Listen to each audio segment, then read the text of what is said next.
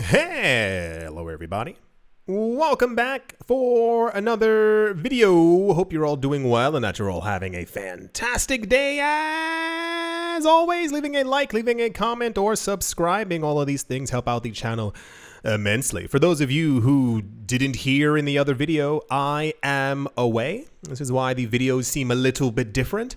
I am traveling, I am vacationing, as it were. I mentioned always before, do the same if you can. It's okay to get away from the cryptocurrency space for a little bit. But yes, I'm away. But I made sure that there is still video news and content for everyone out there, as the cryptocurrency space never sleeps. And without further ado, let's jump right into it. Ripple's CTO understands people's frustration, as he expects the summary judgment decision for the SEC case to come before September ends. If you have been here for more than 2 months, you know exactly what I'm talking about. The cryptocurrency space has been in the grips of the news of the Ripple versus SEC XRP 123 lawsuit for the last 3 years. However, over the course of this time frame, we collectively have heard multiple times that the lawsuit was near its end. You might remember last October, a number of Twitter analysts and lawyers began to announce that they believed that the end of the lawsuit would be in October. And then we heard November. And then we started hearing the beginning of January. The beginning of January turned to the middle of February. The middle of February turned into the middle of March. We started hearing in April, XRP's price is going to skyrocket because the lawsuit is going to be over. We heard around the beginning of June that the end of the lawsuit was going to happen sometime around the summer. And then there was someone who wrote to me on Twitter and wrote on my page that apparently the judge, I think her name is something Torres, she has 500, that's 500, other cases that she is currently working on right now. So it does make a lot of sense as to why she would be, air quotes, taking so long. Because I also was a bit annoyed. I'm like, hey, what's going on?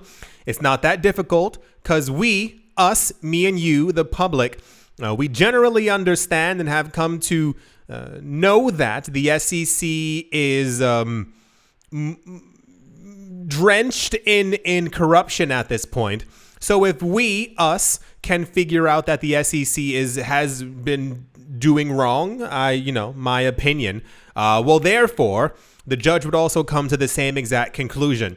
But then when you factor in the part that, you got 499 other things to do, it does make a bit more sense. So people online have been asking people from the Ripple company, what's going on? What's the haps? Why is everything taking so long? And now the CTO of Ripple has come forward and said he understands. He gets it. Everyone's a little frustrated. I assume Ripple, the company, is as well, as there's potentially billions of dollars at stake. The really interesting part is that he gave September as another time frame, which of course is causing people to kick up more dust in that. Everyone's now going to then focus on September for the actual resolution. David Schwartz, CTO at Ripple, has revealed a possible timeline for the summary judgment decision in the ongoing Ripple lawsuit. In a tweet yesterday, Schwartz expects that Judge Annalisa Torres, the presiding judge over the SEC versus Ripple, to issue her decision on or before the end of September 2023. Schwartz made this known while addressing the growing frustration within the XRP community regarding the ruling. Notably, XRP community members have anticipated Judge Torres' decision since the beginning of the year. It's actually since the end of last year. And that's mainly, this is what I was saying before. I try never to get my hopes up, because whenever there is a time frame for anything, it's usually off. And this is not just in court battle cases that we've been seeing in the last couple of years in crypto. It also has to do for updates and upgrades. I've made fun of and talked about this before within the cryptocurrency space. If a company says we got a big update coming in January, it's probably coming in June. If someone says, February, watch out because this coin is about to go insane because we have 9 new updates and upgrades coming, I'm like, wait for around November. It's always kind of the same. But the problem for me here has been there are a lot of public attorneys and people who have kind of jumped on the cryptocurrency bandwagon, in that we've also seen a lot of people who would have never stood up for Ripple and or XRP, understanding that if Ripple and XRP goes down, all other altcoins collapse in the exact same breath of air, have now come forward openly on Twitter to talk about their support for Ripple and XRP, once again understanding that their investments are also on the line. But now they're also actively talking about, we're expecting a summary judgment in December. You know what, January 15th, I heard from somewhere, you listening to this might also remember the fiasco that we had before with Charles Hoskinson, the creator of Cardano. I think, what was it? Something with April. He said he heard from someone who told him that a friend told him that their cousin's mother's uncle knew that there was going to be a summary judgment. I'm like, you can't say stuff like that. Like, no one knows when this is going to happen. No one knows when the thing should be finalized. I wish it was already over with, because this is part of the never-ending story within the cryptocurrency space. But, you can't simply throw out a date and say that something's going to happen. The only thing that, you can say is, when Bitcoin's halving is going to be. Because mathematically, we can see how many more blocks are left. We know how many blocks are created or produced or done or mined or, validated. If you type in on your local search engine, when is the Bitcoin halving of 2024? You will get a time and a date. That's all we can kind of put a lot of this stuff on. So I think people are frustrated because we know what's riding on this. We understand that collectively as a community, something is amiss within the SEC space. And this is why, this was a couple of videos ago, a lot of people were actually sending the judge letters. Don't do that. You don't know what this woman is going through in her life. And I think the last thing she needs is a bunch of diehard cryptocurrency fans to be like, what's up, bro? Where's your ruling? She's going through a lot of other stuff as well. And I would assume she understands the weight of her decision in some sort of way. But once again, the odd point is that the CTO of Ripple basically came forward and said he's giving September as a time frame. He said if something doesn't happen by September, the end of September, then something is strange and unusual. I fear that we are going to get to October 1st and there's going to be no ruling, and I think people are going to completely lose it. So John Deaton, as far as I understand, he's one of the many public people who came forward and is now working on behalf of people within the XRP community. He also, I think he's been giving dates as to when the lawsuit was going to end. Don't do that. He said on Twitter, in short, although I and others believed that we would see a ruling before now, there are other cases and examples they have taken an equal amount of time. Judge Torres is likely aware of the magnitude of her decision. To the CTO of Ripple then said, I know waiting is annoying. We'd all love to see a ruling on summary judgment motions as soon as possible, but I wouldn't think anything was wrong, unusual, or strange until at least the end of September. So heaven help us when we get to October 1st and there's still no ruling and people completely lose their minds. It will happen eventually, I know, but it is... So I'm not a judge. I've never trained to be a judge, if you haven't noticed. Is there any way that they could have chosen another judge? Was this case given to her? Did she accept it? Are all judges in the US dealing with 500 cases? I'm not making a joke. I'm simply asking, there wasn't another judge who had 4 cases? Maybe 15 cases? It's been 3 years. So, gigantic question mark in the sky. Here we go. The CTO of Ripple said, nothing is strange or unusual until at least the end of September. So, I'm a little terrified of October 1st at this point. And yeah, let's move on. Also in what? That's crazy. How could that be happening? Bitcoin mining activity is increasing globally as market participants are pumping in fresh capital into their businesses, while the leading U.S. Bitcoin mining companies such as Marathon Digital Holdings recorded a significant decrease in their Bitcoin output during June due to apparently literally weather. That narrative is changing for the better in July. Per data released by Hash Rate Index, a resource for Bitcoin mining data and more, Bitcoin's 7-day and 3-day hash rate have reached a new all-time high over the weekend, indicating that people mining Bitcoin within the United States and other jurisdictions are now firing on all cylinders. Yes, we had this news about a good week or so ago. All of Bitcoin's metrics are at an all-time high right now. It is absolutely incredible what's happening. This is all in anticipation of the actual taking place in the future. The amount of Bitcoin wallet addresses is at an all-time high, active wallets as well. I think the numbers that we got, I think it was 70% of Bitcoin has not moved in over a year. So the amount of people who are buying up Bitcoin and stashing it away and storing it somewhere else and putting it onto a ledger or wherever they might be putting their Bitcoin is not moving. The amount of people holding has increased to numbers that we haven't seen in a very long amount of time. Everything is way up except for the price at this moment. And another huge indicator is the amount of machines that are on to validate transactions. The more people who are turning on machines, it basically means that they are anticipating price rises and they are expecting to be able to make more profit than they could have made before.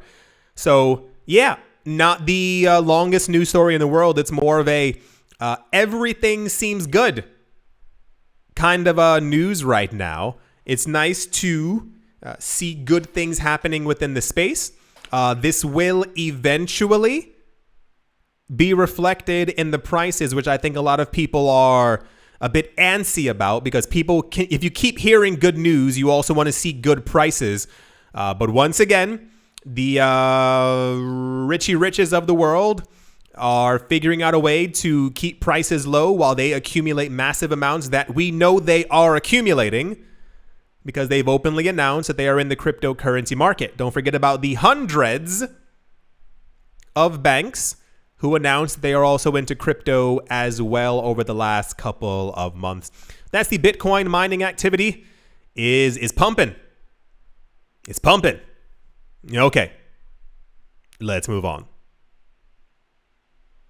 Also in, yay, 7-Eleven, the world's largest convenience store, apparently, I didn't know that, has apparently decided to make NFTs. Yay. According to a press release, the largest convenience store chain has launched its Find Your Slurpee Vibe collection on Polygon. 7-Eleven allows customers to virtually create different drinks on the Slurpee Vibe app, which is available on mobile devices. Marissa Jarrott, 7-Eleven Executive Vice President, told that thanks to the NFTs, customers can virtually curate specialty drinks to find their own Slurpee vibe. The word vibe is, I know it means something in English. Like I understand, like I know the definition of it, like it's short for vibration. But to hear like these huge companies using it, I feel like everyone in that room has like no connection to like modern living. Like if you would ask them like how much is gas, like how much is milk, how much is bread, they'd be like, bread is $400. What are you talking about? Like it's, you know, it's at the local. They have no real connection. So when I hear these kind of companies like trying to get into the cryptocurrency or NFT space, it's always very cringy to me. Moreover, users can mint their own creations and claim the NFT in their wallets on the Polygon chain. It's important to note that 7-Eleven did not mention the word NFT. As other major companies are getting into the space, they're all calling them digital collectibles. This is why you see VV. They are NFTs, but they also call them digital collectibles because what do you call it? In like tests, they found that people agree with the term digital collectible more than NFT because of the egregious hate that NFTs got back in 2021 because people are just absolutely special. So the news is, 7-Eleven now has NFTs. I do not know if you can digitally create one and then go into the store and also make one. I don't know what they do. And I don't know if in the future you'll be able to have Neuralink or some type of a headset where you can taste these things. I'm not really sure, but this was actually, if you can believe it, quite popular news because that's just where the cryptocurrency space is at this point. That's the Slurpee news. You weren't expecting any of that. Nope, none of you were expecting me to say those words.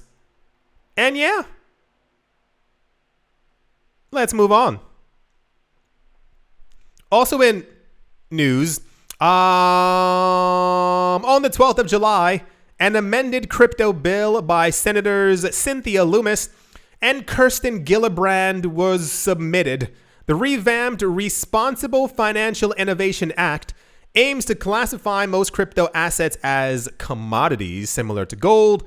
This would bring them under the umbrella of the Commodities Futures Trading Commission, rather than the US SEC, which is stifling innovation in financial technologies and is incredibly corrupt and is probably destroying a large part of the cryptocurrency market within the United States. Which she didn't say all of that. I was just kind of filling in the blanks for her. So, towards the beginning of this year, we heard that there were a number of politicians within the United States who basically rose their hands into the sky and said, hey, this isn't right. We need proper cryptocurrency regulations.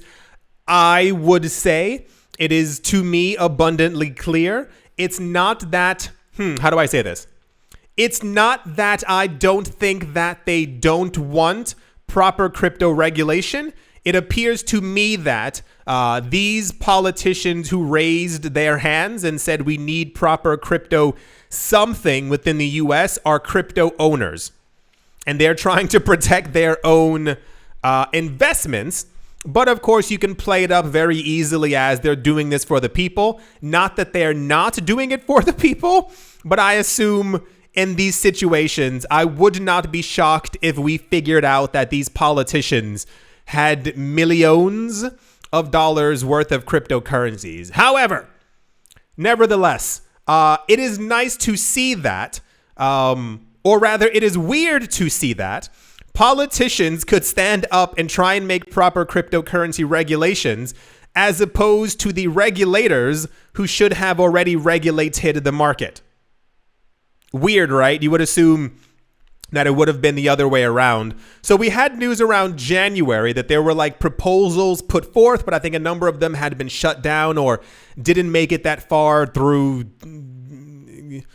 It's not called Parliament. What is it in America? Congress and the Senate. I think this is where it has to pass through. But alas, it's nice to see that they're still trying. I do not personally hold my breath for things like this because it has been shown that within the US, that is the United States, a number of regulators and other people inside that circle don't want actual cryptocurrency regulations. So I think it would be incredible if we got to a scenario on the planet where politicians actually had passed something like this, making a number of coins into commodities and not securities, so the SEC can't control everything. But you can't kind of have it all. So this was relatively popular news. It's more of I think people also are understanding that until one of these things gets passed, we also shouldn't be holding our breath. I appreciate the efforts. I don't assume I'm ever going to be able to meet these senators, but light golf clap, and I tip my hat in your direction for at least trying to do and help millions of people that the SEC has no intention of actually protecting any sort of way. So yeah, good job.